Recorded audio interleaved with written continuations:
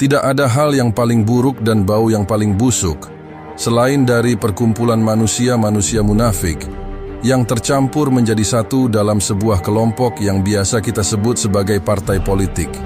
Jika ada seseorang bertanya, sebetulnya apa fungsi dan kegunaan dari partai politik untuk masyarakat? Jawab saja tidak ada, karena partai politik ini sama sekali tidak memiliki kontribusi apapun untuk membangun negeri, apalagi untuk kepentingan rakyat. Karena visi misi dan tujuan mutlak dari partai-partai politik tersebut tidak lain dan tidak bukan, hanyalah untuk merancang konspirasi demi mementingkan kelompok dan kesejahteraan anggota mereka masing-masing. Partai-partai politik ini hanya tumbuh dan mekar, lalu menyebarkan wangi-wangian di tengah masyarakat hanya dalam musim 5 tahunan saja, yaitu saat musim pemilu, ketika musim pilkada dan musim sejenisnya.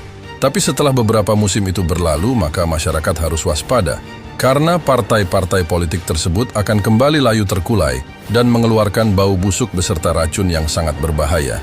Kemudian bangkai parpol-parpol itu akan berubah menjadi monster yang bersarang di bawah tanah dan hanya terbangun saat mereka merasa kelaparan saja. Kader partai-partai politik yang seharusnya mencerdaskan bangsa dan memberikan contoh sikap perilaku yang baik untuk rakyat dalam sistem tatanan berbangsa dan bernegara, malah mendidik masyarakat tentang cara bagaimana menjadi manusia munafik karena banyak kader dari partai politik yang beratraksi dalam manuver permainan licik dan mempertunjukkan aksi sirkus korupsi tingkat tinggi karena adanya legalitas yang melindungi mereka.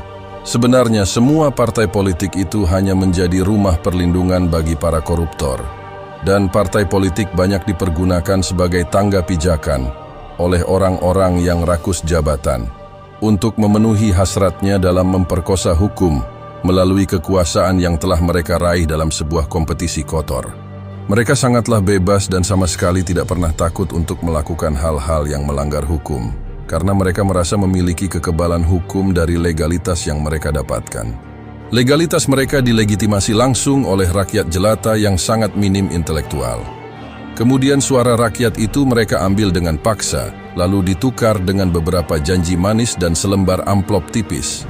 Ini juga menjadi salah satu alasan kenapa orang miskin di negeri ini begitu dipelihara. Karena orang miskin dan bodoh itu sangat penting keberadaannya untuk orang-orang kaya, agar orang kaya yang memiliki kepentingan itu bisa dengan mudahnya memperdaya lalu menculik dan mempermainkan suara dari rakyat jelata yang telah mereka rampas. Jadi berhentilah menjadi pendukung fanatik partai-partai politik ataupun orang di dalamnya, karena mereka semua hanyalah beberapa kelompok manusia licik yang mahir menipu dan tersusun dari sederetan manusia-manusia munafik yang pandai membual dan cerdas dalam berbohong. Di sini saya tidak menjelekan atau mendukung partai politik manapun. Saya juga tidak bermaksud untuk menghasut kalian agar membenci partai apapun. Saya hanya menjelaskan tentang pandangan saya dari sisi paling gelap, gelapnya kegelapan partai-partai politik yang sebenarnya, dan pandangan dari sisi gelap ini saya rangkum dari berbagai sumber yang berasal dari fakta yang sudah terjadi dalam 5 dekade terakhir.